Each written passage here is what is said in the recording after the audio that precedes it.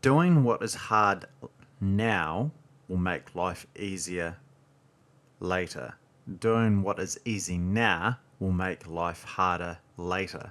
I've always liked this saying, and I had thoughts around it based on success. So, do what's hard now, work on something, do some overtime, work on a project in the background, and that will make life easier due to success later.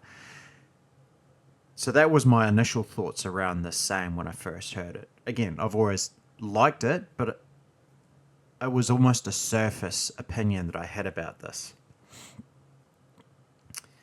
After doing coaching and thinking quite a bit more about this, it's become very apparent that there's more to it than that. It's deeper than that. So I've spent most of my life doing what's easy, and now my life's hard. I'm not having a gripe. I'm just expressing, sharing, and I was going to say an anecdote, but an anecdote from what I understand is more positive. So I have not finished most of what I've started in my life, which has then led to me developing an identity. It's created a story, a narrative within my own mind. And so when I go to do new things, when I go to take on a new task, a new project, there's in the background this identity or this narrative, this story that I tell myself, and it's ingrained pretty deep, which makes my life hard.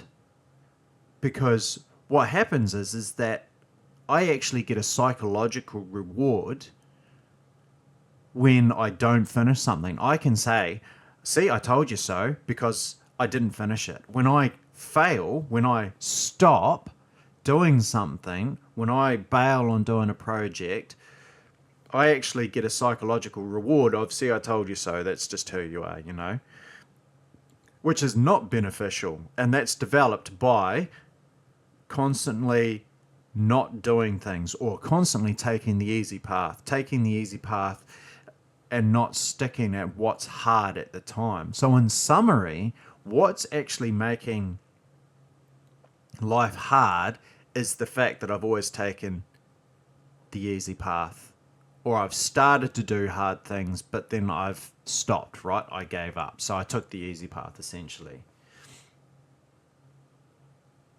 So this is twofold. Just as a summary again, I didn't do the things, and that's what I tell myself. So I start a new project and I don't do them, I don't finish them, and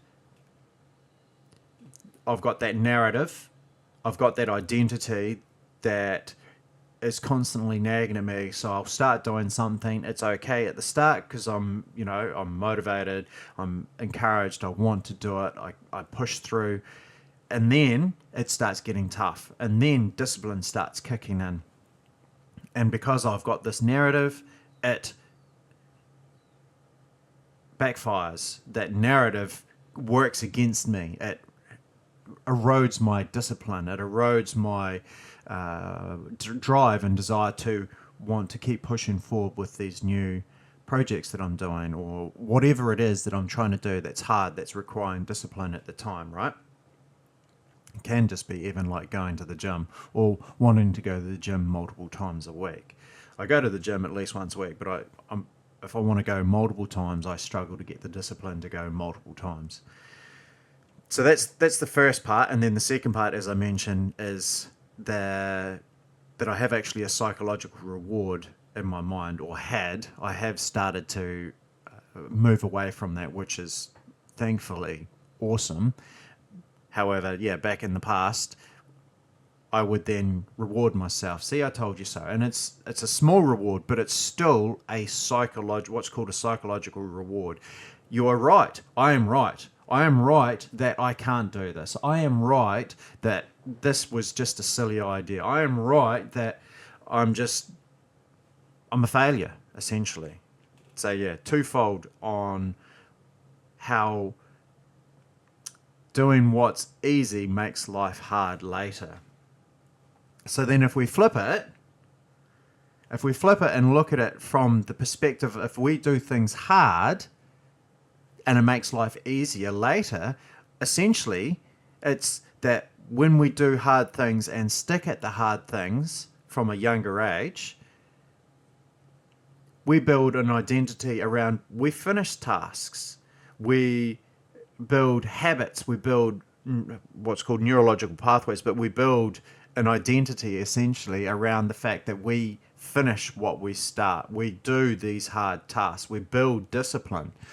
And when we build discipline and we have this identity that is that we finish what we start, then that's one, that makes life easier because we identify with finishing what we start. But then again, our psychological reward is working in its favor, in our favor now, not against us. Because our psychological reward is also when we finish the task, because we're going, see, told you so. This is who I am. I finish things.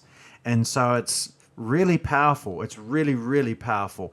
And going back to the start, I was thinking about this in a really basic way, which was, again, working on a project in the background, doing those extra hours, doing that extra. That is, to some degree, working hard and making life a little easier later on. I don't think that's where the true power of this statement is, though. The true power is with what we're discussing here, which is shifting your identity, shifting who you are, shifting how you view yourself, shifting your narrative, creating that powerful narrative of I'm someone who starts what I finish. And that affects everything in the rest of your life. Essentially, it's very powerful, and we reward ourselves. So not only is there a reward because we feel good because we finished it, but we reward ourselves mentally because we are also sticking to who we are, which is someone who finishes something. So very powerful. Now, as I mentioned, my life's hard, and I know a lot of other people, their lives are hard. That doesn't mean that it's too late, of course. I am changing. I have experienced change within myself. Yes, it is hard, and then to do hard things intentionally on top of that can be considered harder, right? So it might take us a bit longer, but it can be done. We can change. We can make the choice to do hard things on top of what we might consider is already a hard life, and then things do start getting easier. I've, even in a small period of time, about 6 to 9 months, right, I have seen dramatic change within myself. Have I got it right yet? No, I haven't. I still haven't quite got everything. In fact, I'm still a wee way off quite a few things, but have I seen a dramatic improvement, a dramatic change? Yes, I have. And I can change. I know you can change too. And it just starts with small things. This ties in with the video that I did. Keeping promises to yourself. Just start with small tasks. Start with, again, something as simple as making your bed as soon as you get out, or having a cold shower. These sorts of things, they are generic, easy to do. Not necessarily easy to do if you haven't been doing them, but they're low-hanging fruit to start building, to start living that and making those harder choices, which will then spill into being able to do harder things, which then actually, once those habits are developed, once we're starting to change the narrative in our mind about who we are as a person, that actually makes doing hard things easier. So we're still doing the hard thing, but we just view doing the hard thing easier, or we just have an ingrained narrative that we just get things done. This might not be fun, but we just get it done. But it starts with doing those small things first. Starts with small tasks, small hard things, but we're choosing those hards. So Choose the hards. Start making small changes. Just before I finish off, a good book that discusses this, a good book that goes through this thoroughly and explains it far better than I can, is Atomic Habits. Check out Atomic Habits. It's, yeah, read it, listen to it. I'm not a big reader anymore. I used to love reading when I was younger, but I listen to a lot of books. I listen to them while I'm doing other things, multitask. So read it, listen to it, and it essentially talks about habits, and you can choose to do hard things, hard habits, and shift your narrative and become and work towards that life, that person that you want to be. All right, that's it for today. Thanks, team. Have an awesome day, and we'll see you later.